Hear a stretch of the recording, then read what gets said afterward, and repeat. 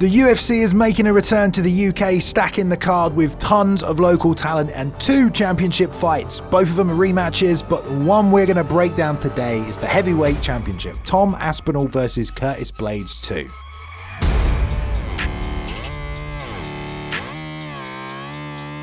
Two big, well-rounded guys that have finishes on the feet and on the mat. The first matchup didn't give us much to go on, but this time there's an interim title on the line. We're going to break down a few things today, including what did we learn from the first fight? How's Tom Aspinall been so effective? What makes Curtis Blaydes dangerous? And what strategies we can expect them to use on each other.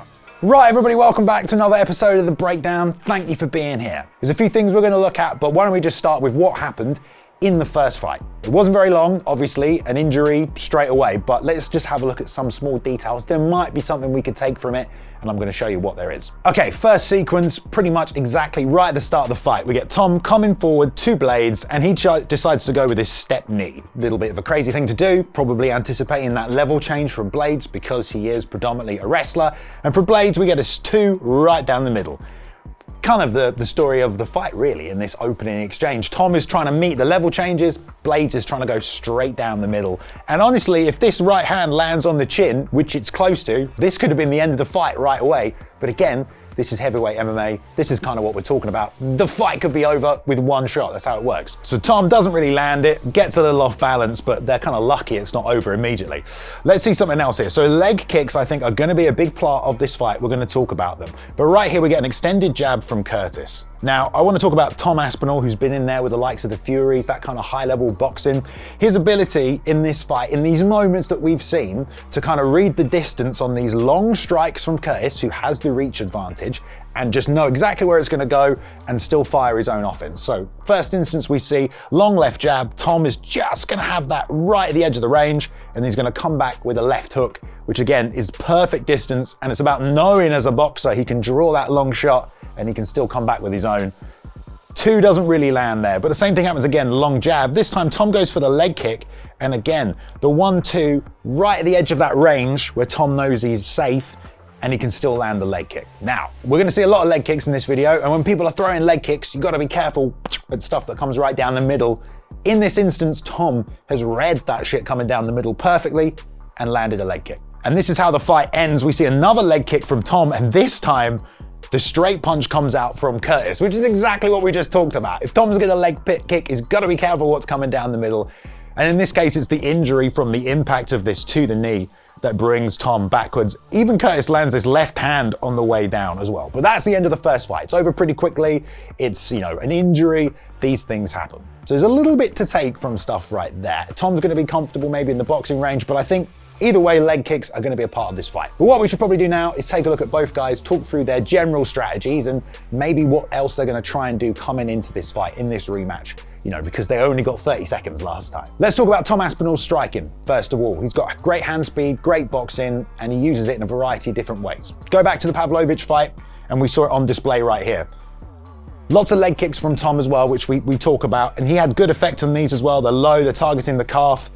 In these exchanges as well, as Sergey's blitzing forward, we talk about the boxing of Tom. He's able to pull back, cut the angle, and try and counter with this left hand. But something else happens to Tom in these heavyweight MMA fights. Sometimes he gets hit in the face.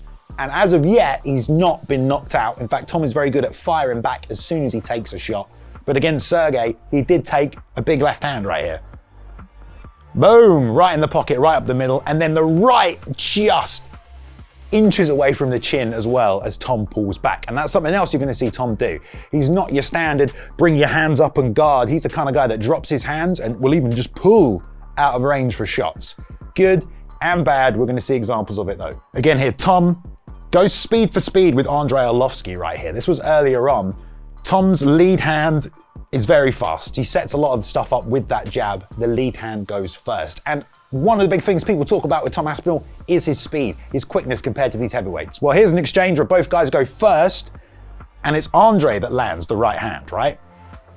He actually lands first in that exchange, but Tom comes straight back with a shot of his own, stays in here, and even as these hands come out, he has this slight pull as a reaction before re-attacking and just putting him against the fence, where again, if you get hurt in front of Tom Aspinall, this is the hand speed on the inside. That's a 4-piece combination, another jab to set things up, and crowding against the fence, and here we go, just rips Andre over and over. Post with one hand, ba, ba, ba, ba, ba. Shots after shot. I mean, this was pretty brutal here, what he did to Andre against the cage, who is able to survive, you know, and covers up from this position. But if Aspinall gets you hurt, he's the kind of guy that's going to swarm on you. So again, here Sergey comes in with this flurry, and Tom's pulling these shots. Chin up, hands down for the balance, but using it to get out the way. And again, lead hand sets everything up right here. So lead hand entry from Tom, it actually gets parried by Sergey, but of course it's the backhand that's going to do the damage and come over the top. So his lead left is his spear, is his entrance, usually sets everything up, but it's the backhand obviously behind it, the power hand that you want to worry about. Does a great job putting it over of the counter shot and right off the temple of Sergey, which wobbles him, and of course with the hand speed, cups the left hook into kind of this hammer fist top right hand to get the finish. Big right head kick here from Tom. And you know, heavyweight MMA, one shot can end it right here. 13 seconds into the fight, Tom's going for a massive head kick. You know, try and take the guy out straight away, why not? As he blitzes in though, of course, he's got to be careful of these counter shots, which Tom is quite aware of. You know, he's never a kind of guy that is aggressive for the sake of being aggressive. If he thinks he's hurt you, he's aggressive, but if you're still there, you'll notice he pulls back out. Something you can't always say about a lot of heavyweight fighters is that they're defensive-minded first, and I think Tom is defense-orientated first, and then he thinks about his offense off the back of that. So again, something else Tom does well with his fakes is pull out of range. He wants to bring you into dead space so he can find counters. Little taps, pulls out again, pulling out of range. This time the jab gets parried, and there's the right hand behind it, left hook, and once again, out of the pocket as the counter shots come. So hit and run for Aspinall all comes with that speed, that hand speed. He's in, he's out, and when he's out, he's clearing the space, you know? He doesn't always try and stay in the pocket and come straight back. And also, as soon as the back leg hits the ground, he re-enters, but again, walking straight into this right hand, but now Tom stays in the pocket to throw these continuous counter shots before he pulls out again. Again here as well, a little level change fake to bring Tybura forward. That's what he wants to do, create that space. We saw the same thing against Andre here. Instead of a level change fake, it's just lifting up the lead leg, which you'll see loads of guys do. It's, you know, you see it a lot in Muay Thai. That lead leg comes up. It might be a fake for a kick. It might be just to sort of bait the guy in. I'm on one leg and I'm stationary and we can bring you forward, but it's all part of the fakes for Tom, and he brings Andre in, catches him with a right hand over the top. Same thing again here, open hands and just walking straight backwards. Hands down, head movement, gets to the outside, back to the cage, so he has to come forward, but he does have the ability to then attack the takedowns as well. So, you know, I don't even know what to say about that. He's diverse, right? He can do whatever. And again here, penetrates with the left hand that we talked about. This was nice because he changes into the elbow when they crash a little too close, but it's also he can take a step back and then attack again with the 1-2 once again. And that is his bread and butter, really. Left hand, lead hand jab, and then follow up with the backhand. And this fight was over because of it. So Tom Aspinall, if he's doing really well in a fight, you know, sometimes his fights are over so quickly we don't really get to see the strategy play out, but it's quite often that he puts you against the fence where he will just level change, leg kick. Level change, jab, and it's just this continuation of trying to outspeed you, trying to outtime you, and also trying to get you to come forward so we can do more. But there's a lovely 1-2 there with Volkov's stuff against the cage. And again, the leg kick here, but at the same time, we're gonna see a jab to the body from Volkov. Tom is gonna go for this leg kick once again, and it's just like we saw at the very start with the first matchup, Blaydes and Aspinall. These leg kick attacks always can leave you vulnerable, and Tom has been hit a few times. It's definitely what Curtis is going to try and do, come right down the middle with a straight punch as the leg kick is coming. And in this case, Tom gets dropped and taken off his feet. Again, just because of the vulnerabilities while throwing the leg kicks, which is just something that happens if you're going to leg kick. Here again, kind of an exchange off a leg kick. Tom says he doesn't get hurt, you know, which is fair enough. But again, during the leg kicks, we get the blitzes down the middle. So that's kind of Tom Aspinall's striking game. Boxing, movement, pulling out with his hands down, hand speed, and also the lead hand, and then the backhand to follow up. But let's talk about Curtis Blaydes and some of his striking first, and what he does best as well, his wrestling. But if you've never seen a Curtis Blaydes fight, or if you just know who he is vicariously, he is way more than just a wrestler, guys. He has got some pretty dangerous hands. It's a little, I don't want to say basic, but it's very fundamentalist, his striking game, but it doesn't mean it's not super effective. So, Curtis, he tends to be quite stationary. You know, he's not bouncing, he's not moving forwards and backwards. He tends to be stationary and just kind of lean from side to side and move laterally. And there's a reason for this we'll get into, but you'll notice he's quite stationary when he strikes, and he likes to work behind this long jab, 80-inch reach. He's pretty damn good with it. Stationary here, he has a lot of level changes. Level change, leg kick, which we talked about before, he loves. This time he's gonna level change, and he's gonna just pop the jab as well, catching people on the way in. So he's more than content usually to just hold his center. If you're coming close, he's gonna time your entries with the jab, and all the while that's going on, he's faking, leg kicking, faking, jabbing, faking, and takedowns. Level changes, jabs, leg kicks, and the big two behind it, which we're gonna see, but that's Curtis Blaydes on the feet. Again here, so we just got a very stationary Blaydes, barely moving his feet. He's gonna pop the jab. That one lands clean right down the middle again. Go back to his stance, stationary, pop the jab. It gets to the point where Chris is he just backs off and circles out and just wants to reset because he can't get close enough to Curtis with this long range, who's just snapping the jab and keeping him at distance. Against JDS right here, these level changes really help set up the finish.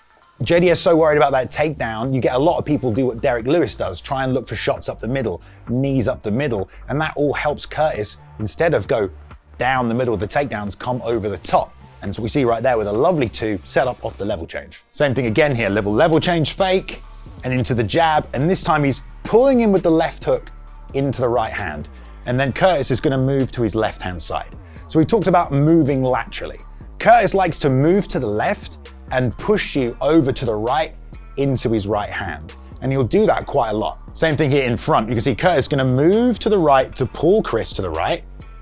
And then he's gonna stand still. Chris is gonna keep going to the right as he comes cross with the right hand. And Curtis does this a lot. He hits while moving at angles, while you're traveling in the direction of the punch. JDS here again, lots of level changes, this time just level changing for the leg. And this really gave JDS problems, especially because he was trying to look for this uppercut. And again, it's kind of what we said last breakdown with MVP.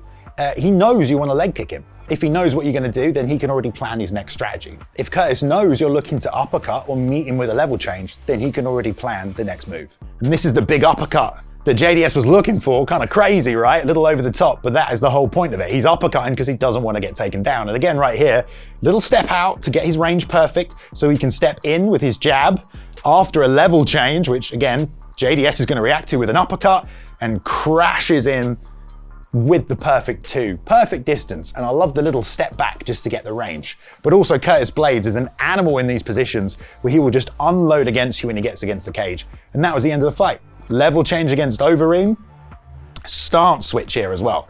So Curtis Blaydes, more than just what I said a minute ago, okay? He is a wrestler and he does level change a lot, but there's other stuff to his game and it's advancing all the time. Right here we have a level change, stance switch, level change again. You think it's gonna be a takedown. What you actually get is the straight two come out into a head kick from the opposite stance. And Overeem, he's a high-level kickboxer, he's gonna see it coming, but there's a lot more to worry about if he's now level changing, switching, and throwing ducking head kicks like TJ Dillashaw. Again here as well, you have the hands come out for Overeem, who's gonna be looking for a knee. I don't know, I'm just guessing. And there's the two right down the middle. Same kind of thing we saw with Tom Aspinall, who came out for the knee, and the right hand just missed. Beautiful job by Curtis. He knows what he's got to do. Pipe that two down the middle when those knees and those front kicks come out. And again, level change, brings Alistair off to the side, goes for another knee, right hand lands, left hook, and then another level change, and it's back on this offense where again, Curtis Blaydes, an animal in these positions. You do not want to get stuck against the fence, but something else he will do, which makes him a bit different, is he will level change in these situations, and he'll get a takedown. Nice jab, level change, straight, another level change, baits out a shot, and another level change. 3 level changes to set up that takedown. Something else Curtis is quite good at, this is heavyweight MMA. When two people collide, Curtis is usually the guy that's overpowering and able to continue his wrestling. So right here, Alistair's gonna try and knee to stop this takedown. They lock up, but Curtis is the one who drives forward and still finishes the takedown, even if that momentum gets halted. Volkov here, there were so many great takedowns. Lead uppercut, lead hand, little level change and off the jab. Straight on the single, you see the hands come together because he's such a long guy, but also the impact on these takedowns. Curtis gets a lot of takedowns, right? In this day and age, we don't really score MMA takedowns.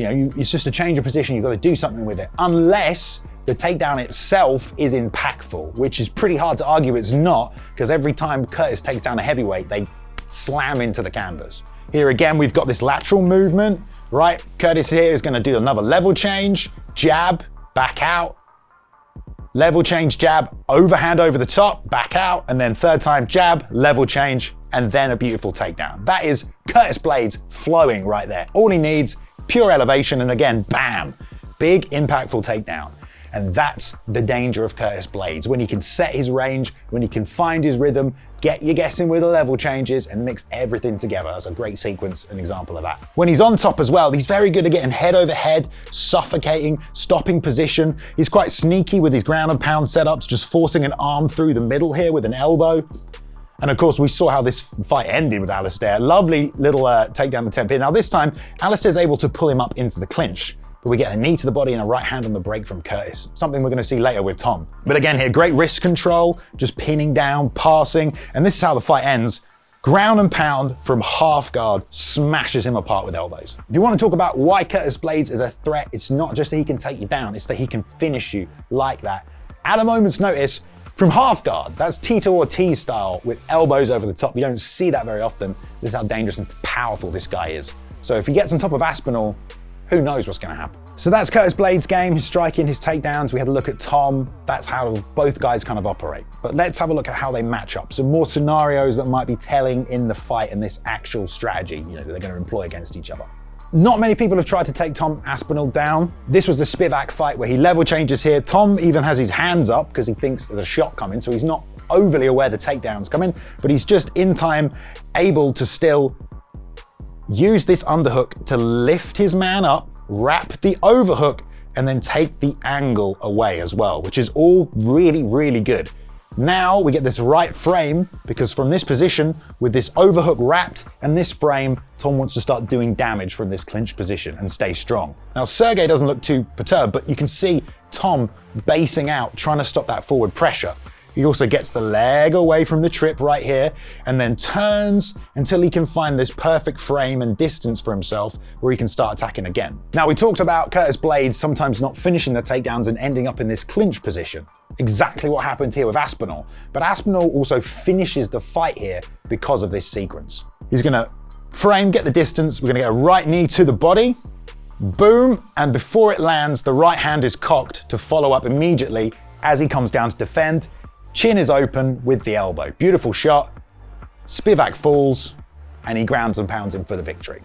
So again, if we get these takedowns from Curtis, and Tom is able to, as we've seen, stop them and lock up in these clinch positions, Tom's quite dangerous from here. But we also just saw Blaydes land pretty much the same combination with the knee and then the shot on the break as well. In Curtis Blaydes' last fight against Jailton Almeida, he got the win, but he was kind of out-grappled for a lot of that, which is interesting to look at because Tom Aspinall, we've seen him shoot takedowns, we've seen him get submissions from top. He's really good at that. We're going to take a look at that in a minute. But we have seen Curtis Blaydes in his last fight kind of get out-grappled. I mean, that's literally what happened. Jailton Almeida shoots from the outside. Now, Blaydes stops this initial takedown. Level change fake from Blaydes. We get Jailton come out and now commit to the takedown. Now, Blaydes does a great job here. He's a big guy, he's strong, he's heavy. He even keeps his left hip away right here and then also grabs wrist control to bring his man up into the clinch. Great takedown defense, but the problem is that didn't help him in this fight. Almeida here in a double leg position, lets go of the left hand and then sneakily swings it underneath and he's going to attack this single leg.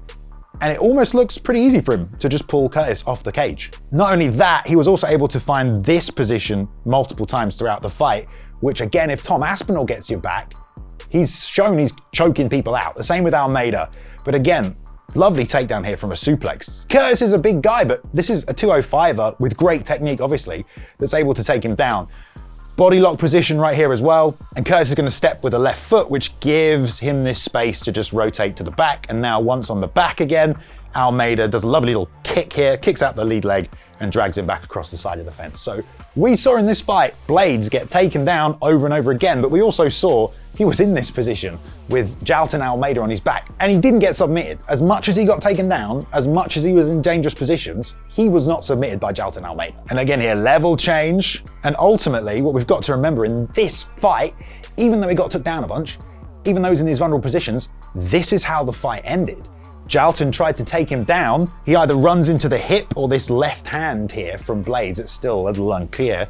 But he ends up in this position where he just gets relentlessly elbowed and TKO'd. So it's opposite strategies there, really. We just saw that if Blaydes hits that takedown and they get in the clinch, well, Tom's got the ability from there to knock people out with his striking. But we've also seen, hey, if Curtis Blaydes can get taken down by Tom, well, that's also how Blaydes finished his last fight, when the guy was trying to take him down. So for both guys, there's advantages and disadvantages to using and going to the takedowns. So there's some strategies in there, but let's just take a look at some of the things Tom has been able to do with his ground game and his grappling when he's decided to use it. Up against the fence here with Volkov, they're kind of going backwards and forwards. This is pretty early on in the fight, which makes me think Tom probably had the strategy to take him down. Tom's stance switches here, bangs the left hook, but gets the double unders and a nice takedown. Fast as well, into side control where we saw him, again, smash with some good ground and pound, good elbows, good accurate shots. The hand speed translates to the ground and pound. And also he's quite good at putting his weight on guys and then forcing these positions. Volkov, though, does a good job in this situation, able to get up as Tom's trying to work for the submission. The fence isn't exactly helping him here, but Volkov is able to get back to the feet. Again here, we'll see this sequence. Pulls the head kick. Tom's feet stay still, comes back to center, sees the right hand's coming, comes up, slips the outside of it, and then into a lovely level change. Now that is beautiful, right? I mean, I don't even think you'd even practice that in the gym when you're doing drills, you know? Oh, just fucking slip, takedown, and that's fucking nuts. You're gonna drop your hands in front of one of the best heavyweights in the world? Tom Aspinall does, and these kind of sequences that we see from Tom, little flashes of brilliance. Does this work across 25 minutes? Who knows? But this was a great takedown. And one of the reasons he's able to get it is because he didn't move his feet. And so the distance was close enough for him to just immediately shoot the takedown and get his hands wrapped on his opponent. Another takedown for Tom. And we see with this one, the submission actually comes on pretty quickly. Volk was wrapping the head. Tom strips the arm, isolates it, does a great job here, getting the double wrist lock, moving the hand up, extending it. Then he rolls it to the mat and he's just gonna drag it back and rotate the shoulder and just force the pressure point on the elbow here for the straight armbar.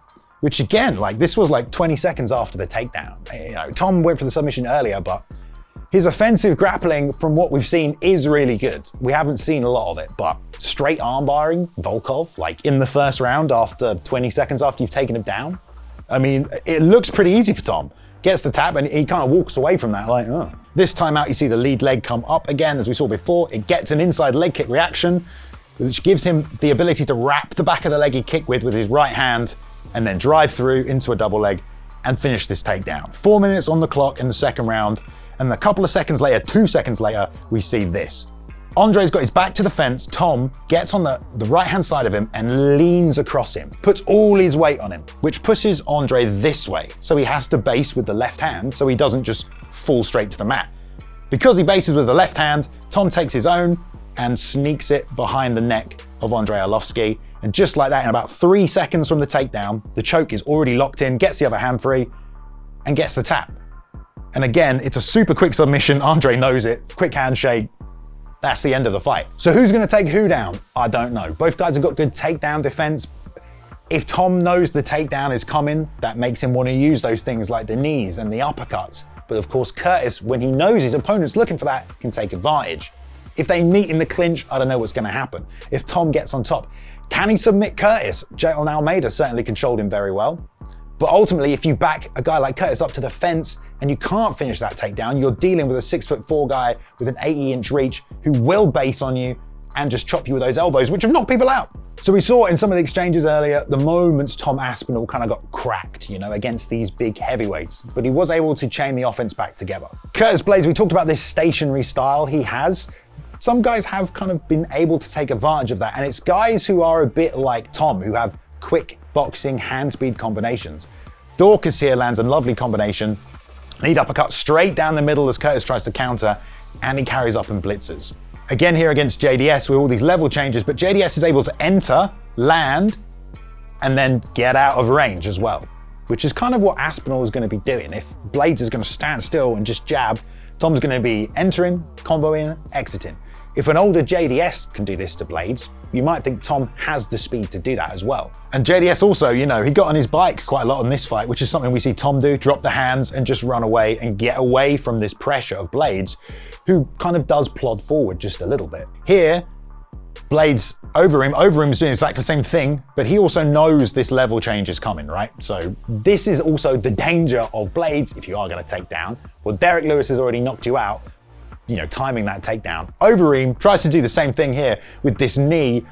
Boom! Lovely, beautiful knee on the time of the takedown, but Curtis Blaydes doesn't go down. He pressures forward, tries to grapple, eats another massive right hand, but still comes forward and ends up in takedown position. So Curtis Blaydes is a tank, all right? The only guys that have stopped him really, you've got like Ngannou blowing his head off. Big power punchers with one shot, they've been able to take Curtis Blaydes out. Tom's taking guys out with one shot, but will it be enough to stop Curtis, who can plow through offense and still take you down? I love this fight. We did a poll. It's definitely the most hyped fight on the fight card as well. So do let me know what you think down below. But we've got the speed, the in and out of Tom Aspinall against Blaydes, who has power and he has wrestling as well. Yeah. But either way, guys, there's the breakdown. Hope you enjoyed it this time around. Give you a few things to think up and looking at some of the matchups in terms of strategy, who can counter who.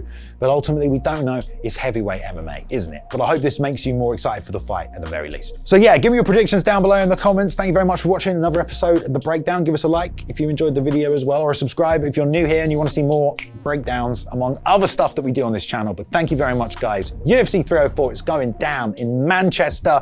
Aspinall will be defending in his hometown, but it should be a really interesting fight. Who have you got? Let me know.